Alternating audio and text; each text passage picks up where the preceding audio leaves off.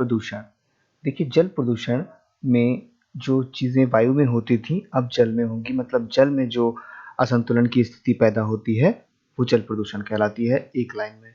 बाकी हम बड़े अर्थ को जानने के लिए देखते हैं कि जल प्रदूषण निवारण एवं नियंत्रक अधिनियम नियंत्रण अधिनियम यहाँ पे नहीं लिखा हुआ है, 1974 की धारा 2 अंगा के अनुसार जल प्रदूषण का क्या अर्थ है। इनके अनुसार जल का जो प्रकार है उसमें जो संक्रमण फैलता है वो भौतिक हो सकता है, रासायनिक हो सकता है या जैविक गुणों के कारण हो सकता है। तो उसमें जो परिवर्तन आएगा, जो जल के भौतिक, रासायनिक और जैविक गुणों में जो परिवर्तन है वो कौन कौन कारणों से आ जाएंगे।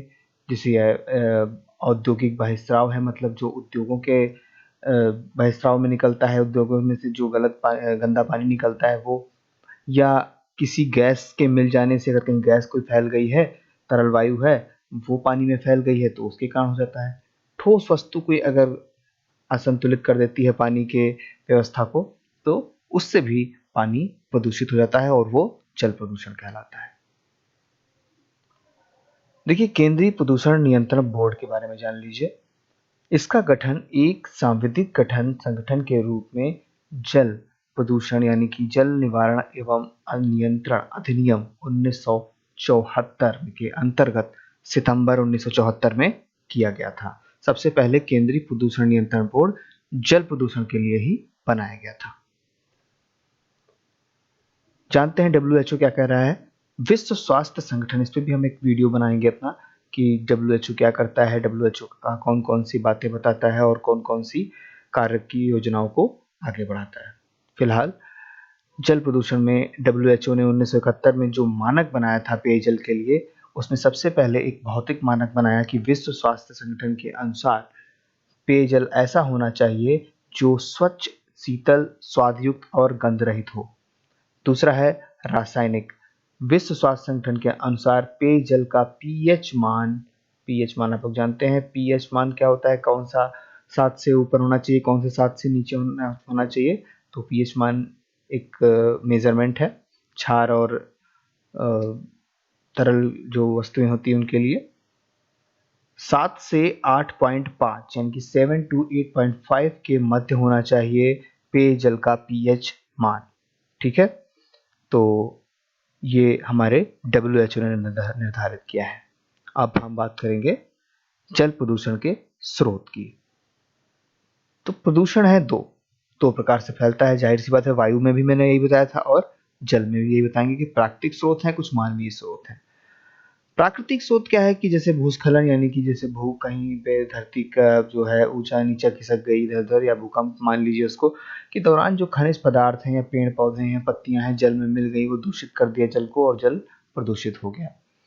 कुछ अधातुएं हैं, अगर धातुएं जो हैं वो पानी में मिल जाती है तो उससे भी जल प्रदूषित हो जाता है। जैसे जल में जिन धातुओं का मिश्रण होता है उन्हें विषैले पदार्थ कहते हैं, जैसे सीसा मिल जाना, पारे का मिल जाना, आर्सेनिक का मिल जाना, कैडमियम का मिल जाना। इसके अतिरिक्त बेरियम, कोबाल्ट, निकेल, वेनेडियम जैसी विषैली धातुएं भी अल्प मात्रा में पाई जाती हैं जल में, जब जल प्रदूषित हो जाता है।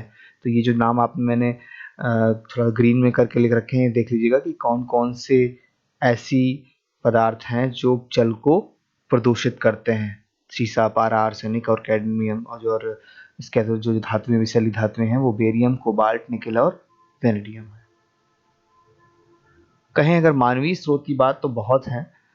घर से गंदा निकला पानी, वाहित मल, कृषि के जो हम कीटनाशक का प्रयोग करते हैं और जब बरसात हो गई तो उसका भी पानी इधर उधर फैल जाता है, तालाबों में चला जाता है, तो वो भी प्रदूषित कर देता है जल को। और उसके बाद हम औद्योगिक बहिस्राव, मतलब जो उद्योगों से गंदा पानी निकल रहा है या कोई वेस्ट मटेरियल निकल रहा है तो वो भी जल में मिलकर जल को प्रदूषित कर देता है। अगर तेल फैल गया, कभी कभी जो फैक्ट्री लगी हैं बड़ी बड़ी, तो वहां से तेल निकलता है तो वो नदियों में चला जाता है, तो जिससे तेल का प्रदूषण हो जाता है। और तापीय प्रदूषण, ताप जिसमें कहीं ज्यादा हो गया तो उससे जो अम्लीय वर्षा होने की संभावना बनी रहती है। और रेडियोधर्मी, मतलब रेडियोधर्मी जहाँ पे बिजली घर बनते हैं या पर रिसर्च होता है या परमाणु से बिजली बनाई जाती है, तो वहां से जो कचरा निकलता है वो भी जल में मिलकर जल प्रदूषण को बढ़ाता है। आइए बात करते हैं कुछ जल में विद्यमान रोग कारक और होने वाले रोगों से। तो कौन कौन से रोग हो सकते हैं, रोग कारक कौन कौन से हैं? देखिए पोलियो है, पीलिया है, गैस्ट्रोइंटेराइटिस है। तो ये जो गैस्ट्रोइंटेराइटिस पेट की एक बीमारी होती है, पीलिया और पोलियो, ये सब चीज़ें विषाणुओं से फैलती हैं जो जल के कारण ही फैलती हैं। हमारे जो हम देखते हैं कि ये बीमारियां फैल रही हैं तो जल के कारण ही होती हैं। डायरिया है, ये जीवाणुओं से होता है। हैजा यानी विब्रियो कैलोरी एक है, उससे होता है। विब्रियो कैलोरी मतलब हैजा, इसको हम दूसरे नाम से जानते हैं कालरा, आपने सुना होगा कालरा, तो ये भी हैजा का दूसरा नाम है। मियादी बुखार है, ये टाइफाइड कहते हैं इसको, ये होता है साल्मोनेला टाइफी। ये सारे पानी से होने वाले रोग हैं जो अशुद्ध रक्त, अशुद्ध जो जल है उससे फैलता है। बात करें महत्वपूर्ण तथ्यों की, तो बायोकेमिकल ऑक्सीजन डिमांड परीक्षण किस प्रदूषण को मापने के लिए किया जाता है? बहुत इंपॉर्टेंट है, बायोकेमिकल ऑक्सीजन डिमांड परीक्षण, इसको याद कर लीजिए, बायोकेमिकल ऑक्सीजन डिमांड। ठीक है, ये किस प्रदूषण को मापने के लिए किया जाता है? जल प्रदूषण को। पृथ्वी दिवस कब मनाया जाता है? बहुत इससे जुड़ा हुआ नहीं था, लेकिन मैंने जल और पृथ्वी को थोड़ा मिला जुला कर एक डेट बना दी, और बहुत इंपॉर्टेंट डेट है ये कि पृथ्वी दिवस कब मनाया जाता है? 22 अप्रैल को। जिन क्षेत्रों में भूमिगत जल खतरनाक सीमा से नीचे चला जाता है, मतलब जो जल पीने योग्य होता है वो अगर नीचे खिसकता रहता है गर्मियों में तो बहुत नीचे चला जाता है, तो उसे क्या कहते हैं? उसे कहते हैं डार्क जोन। ठीक है, क्या कहते हैं?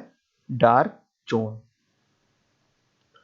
विश्व जल दिवस सबसे इंपॉर्टेंट है कि विश्व जल दिवस कब मनाया जाता है, या विश्व जल संरक्षण दिवस कब मनाया जाता है? ये मनाया जाता है 22 मार्च को। ये चीज़ आप अच्छे से ध्यान कर लीजिए। और अब धीरे धीरे हम और जो प्रदूषण है उनके बारे में भी वीडियो में लेके आएंगे। तब तक नमस्कार, धन्यवाद। Please subscribe and share. बताइए कौन सी टॉपिक पे और अच्छा सा वीडियो बनाया जा सकता है, आप बताएंगे तो हम बनाएंगे। Thank you very much.